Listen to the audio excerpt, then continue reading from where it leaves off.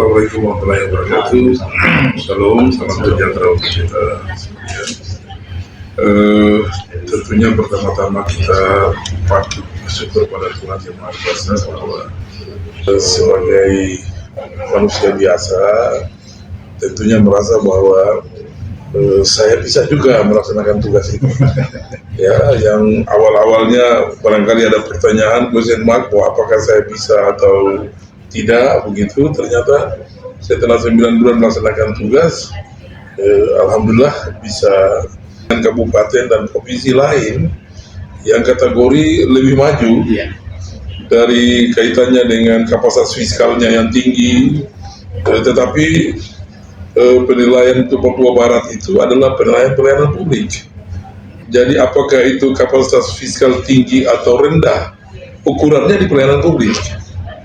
Bahwa dengan kapasitas fiskal yang rendah, tapi kita mampu menunjukkan pelayanan publik yang terbaik. Karena itu yang sebenarnya dikehendaki masyarakat, bukan ekonomi yang tinggi.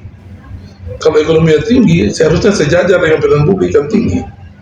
Tapi bayangkan kapasitas fiskalnya rendah, tetapi pelayanan publiknya bagus, dan itu saya merasa bahwa ini sesuatu yang luar biasa, dan ini dukungan dari seluruh terutama teman-teman aparatur, para pejabat bersama-sama saya, yang tentunya dalam 9 bulan kita berkolaborasi, bersinergi sebagai sebuah tim yang solid, didukung oleh para bupati.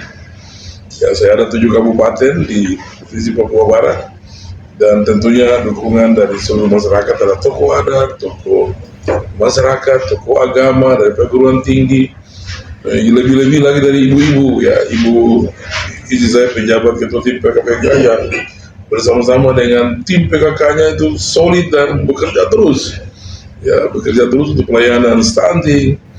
Ya, kita punya penilaian dia meningkat, ya, yang lalu ombudsman kita itu merah naik. Bahwa hari ini saya tidak bisa mengatakan banyak, tetapi hasil kerja kami telah dinilai. Jadi kalau soal apa yang dinilai dan sebagainya, lebih teknisnya nanti bisa dapatkan dari teman-teman Tempo. Tapi setidaknya hasil penilaian itu sangat objektif, Pak, ya? Iya, sangat objektif karena kami nggak kenal juga Tempo. Ya, jadi ternyata pada waktu kami dinilai dievaluasi di Kemendagri, ternyata dari sana udah mulai direkam itu. Ya, direkam itu, dan tentunya kami juga berterima kasih karena apa yang kami lakukan, capaian-capaian itu ternyata muncul terus di media-media itu. Jadi rupanya media-media termasuk Tempo itu mengikuti benar perjalanan tugas dan tanggung jawab kami. Jadi terima kasih atas apa yang telah dilakukan. Sekali lagi terima kasih. Dan apa disebut dengan 5B. Oh, 5B. Jadi bangga menanam, bangga menjual, bangga membeli, bangga masak, dan bangga makan. Jadi harapannya kemudian dari situ anak-anak yang stunting dan lain sebagainya, dengan pola ini kita kemudian bisa mendapatkan hasil yang lebih optimal. Kita punya realisasi pelayanan publik itu ada yang disebut dengan EPAC ya, untuk pelayanan cepatnya. Jadi kita berharap orang tidak tunggu-tunggu lama lagi sudah muncul gitu. Nah, ini perizinan ini juga menjadi indikator yang meningkat, ya, dari kita punya pelayanan publik. Alhamdulillah ombudsman menilai dan itu naik, ya.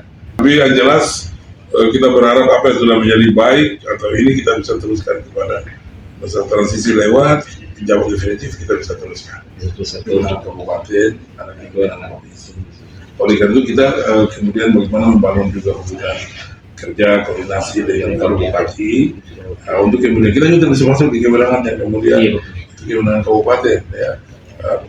Menjaga ini juga penting. Ini yang disebut dengan koordinasi. Sebagai wakil pemerintah pusat, tentunya saya menjaga itu, ya, agar sinkronisasi, koordinasi, ya, itu bisa berjalan dengan baik. Dan ini karena ini hubungan manusia, kita khawatir jangan sampai karena gubernur, ya, tidak menghormati itu juga, tidak menjaga itu, bertabrakan dengan kewenangan kabupaten. Oleh karena itu sebagai aparat wakil pemerintah pusat itu fungsi pengawasan menjadi melekat pada gubernur. Jadi kita juga memantau terus apa saja, misalnya ada kondisi ketentraman ketertiban yang terganggu misalnya, itu tetap kita kontrol terus. ya ada bencana, ada apa ada di sana. Kita kan punya pabrik semen, Iya. kita punya bibit tangguh, kita punya getting oil, kita punya sekarang mau investasi pupuk kaltim yang menjadi pupuk fak ya. Jadi sesungguhnya welcome, kita tidak masalah. Bahwa ada masyarakat menyampaikan hak-haknya menyangkut tanah, itu hal yang biasa dan itu memang pemerintah hadir untuk mengurus itu. Jadi memang ke depan kita akan berupaya untuk ada kebijakan bagaimana supaya uang yang beredar itu bisa menumbuhkan ekonomi masyarakat kecil. Apakah berarti program 5B itu merupakan salah satu cara Bapak? Salah satu cara, karena ke depan kita berharap hasil tanam itu tentunya termasuk di dari rumah tangga sendiri, tetapi dalam skala besar itu bisa masuk di supaya untuk perusahaan-perusahaan.